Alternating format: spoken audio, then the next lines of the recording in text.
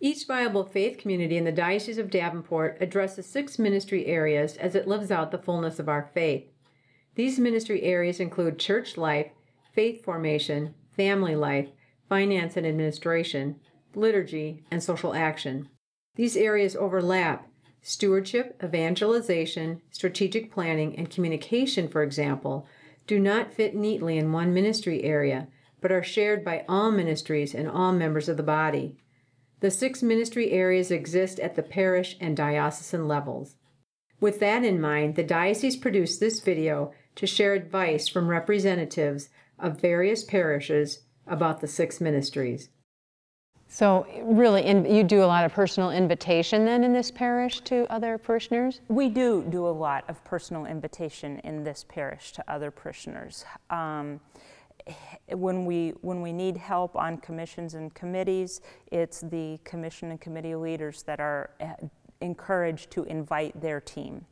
Our commission and committees, not only do we have the preschool, we have a St. Patrick event that community outside of Sacred Heart comes in and enjoys. Our Knights of Columbus host bingo nights, which brings community outside of Sacred Heart into the parish. So I don't know if we know it's deliberate, but yes, our actions are deliberate. One of our priorities had to be our efforts of welcoming and hospitality at Mass. We do currently have a parking team to help the elderly to the elevator, open the door, put an umbrella over their head, and we have greeters at the doors, hopefully conveying the message that we're glad you're here. We do have a commentator at Mass who will ask everyone to greet and introduce themselves to those around them. And it's important to call people by their name. We did have a t-shirt contest, and in keeping with the theme and to unify the parish, this is the t-shirt that we chose. We are introducing a new ministry called the Ministry of Praise for the elderly and homebound and sick. And we started Children's Liturgy of the Word. It's important to continue this ministry throughout the summer and to meet families where they're at in their faith journey and in the context of their life. And also we're looking at all our tools for communication. But we really took seriously about in 2003 when we did a birth to death evaluation of what we had and where we wanted to go. And then we followed it up afterwards with separate for the school and also for our parish faith formation of realistic goal setting, and we do 5-year goal setting. So it kind of covers our overall plan pretty well. Once we made the ground zero evaluation, then we set directions, which way we wanted to go and how inclusive and what we thought we would be able to focus on. And we make the 5-year plans, and they are presented annually to our Board of Ed. So that would be one thing. And then in June, we give a look at how we've done through the year. And in the next August, then a look at what we want to focus on for that August. But we also have to minister to the ones who are sitting here in the pews. You know, evangelization, some of them need to be re-evangelized also. You know, what are you inviting them into, you know, the excitement. And so you've kind of got different groups that you evangelize with. I'm just going to comment finally on one thing that seems kind of off the radar. That's our altar and rosary monthly committees. You know, they head up different things, whatever's going on in that month, funeral dinners being one of the major ones.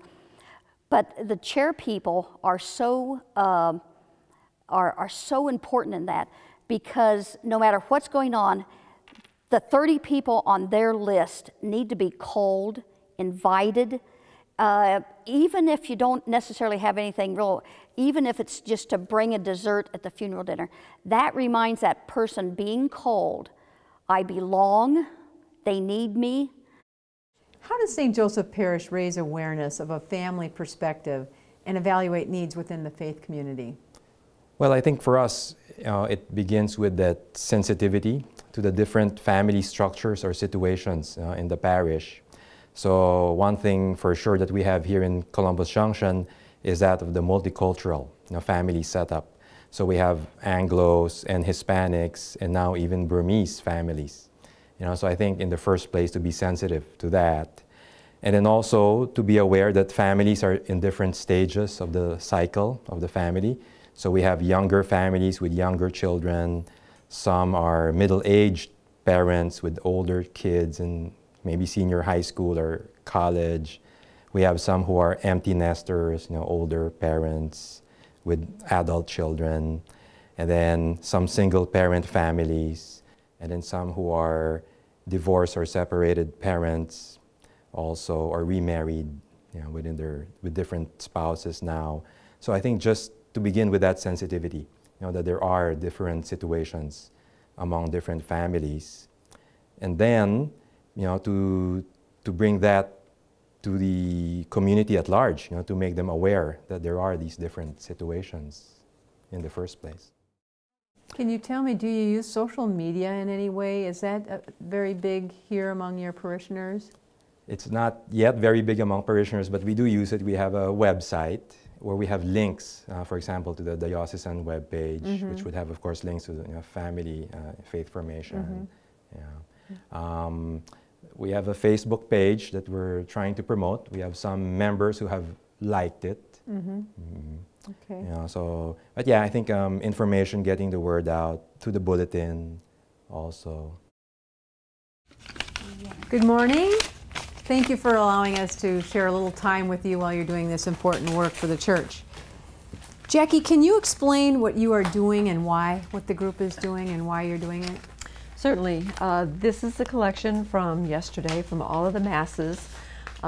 It comes over in the morning while we're at Mass on Monday mornings. They bring it over sealed. It's not unsealed until we're all in the room. We open each Mass. We verify any loose cash that's there for that Mass. We also do the same thing with loose checks. We try to make sure that if they're parishioners, they get credit for that check that they wrote. We open all the envelopes and all the envelopes with checks and the envelopes with cash, and we verify the cash back to the total of the envelopes with cash. We verify the checks back to the total with checks. Then we put it all together in one group. Millie does all of the balancing for us on a rotating basis.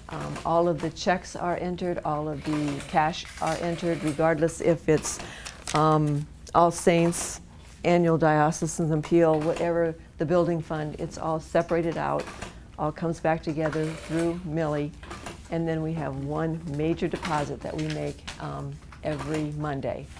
We put it in a bag and it remains in this room until one of the gentlemen that works here at the church comes, and he and I together take it to the bank, make sure that it is deposited correctly, and we're done for the day. The person being mentored and the mentors, how do you think that your parish benefits from this program and the mentor benefits from the program? For me, it's been very rewarding to see where she's come from and where she is now. And I just feel that that's why God has us on this planet, on this earth, that if we can change one person, help one person, that's what we're here for. We are to help one another, love one another, care about one another. And that's why I want to get more people involved in the program. Oh, that's terrific. When you say you want to get more people involved, more people as mentors or more mentees, or? Both. Mm-hmm. Mm-hmm. In many parishes it's hard to get more than like 10% of the people to participate in activities or to reach out and participate in various committees. Do you have any of that kind of challenge? I think we always have a challenge to get more people involved, but I think we have done a very good job of sharing the load and empowering the people to be the church. Is that through being invitational? Yes. We invite them, we encourage them, and we also support them.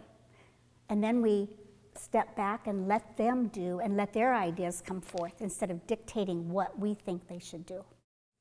What else do you want to share about the social action program here in the cluster parishes? I think the social action program is very strong, but I think it always needs more. I want to encourage the people to continue to see the need. Sometimes it's easy just to not, to see it or to pretend we don't see it. And I think in a small community, we are forced to be the hands and the feet of Christ and help all God's people. And I'm proud of our people, and I think they do a good job. So what does it mean to foster full, conscious, and active participation? To me personally, it means when I'm there, I'm engaged in the liturgy. I am singing. I can't sing very well, but the people in front of me turn around and say, "Oh, you can quiet down a little bit." But singing, to also be able to offer your talents, if you're a Eucharistic minister, to put your talents to that task and do a good job of it. If you're a reader, to do the same. But as everyone who walks in the door, irrespective of their job or what they're doing or whether they're just here to celebrate, that everyone is engaged in the liturgy and is listening and taking it in. How do you encourage that for other people? I know what you do for yourself, but how do you encourage that for others? Well, I think it's a responsibility of us who are involved in the liturgical celebrations, the Liturgy Commission, to bring the liturgy to life, to have the best music we can possibly have. That brings so many people in. For our readers to read with emotion and care and not just read, they're proclaiming. To have people be friendly to each other when folks walk in the door, the ushers and the other lay ministers are there to greet them and say hi, and all of that together should fire people up. Any other thoughts on liturgy in the church? It's really, really important. It pulls us all together in everything we do. So many people are involved in so many different ministries. They have the talents that they want to lend to the church, whether it's in social action, whether it's in liturgy, whether it's in buildings and grounds, but the liturgy is what pulls us all together. Thank you very much. You're welcome.